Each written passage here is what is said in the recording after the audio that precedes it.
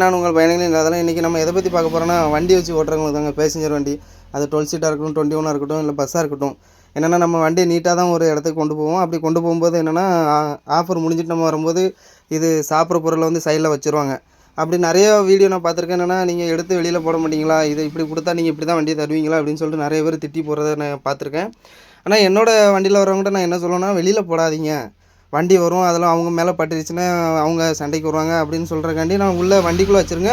நீங்கள் மறந்தாலும் பரவாயில்ல, எடுத்து வெளியில் போட்டுருவேன் அப்படின்னு சொல்லிட்டு நான் அவங்ககிட்ட முன்னக்கூட்டியே நான் அவங்ககிட்ட சொல்லிடுவேன்.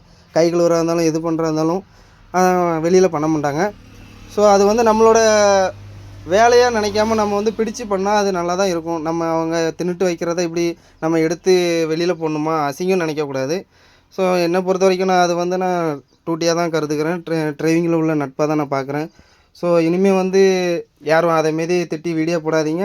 நீங்களும் ஸோ அதை வந்து நான் நல்ல மனசோடு நீங்கள் பண்ணுங்கள். நம்ம தொழில் நல்லாயிருக்கும். ஓகே, பாய் பாய். அடுத்த வீடியோ சந்திப்போம்.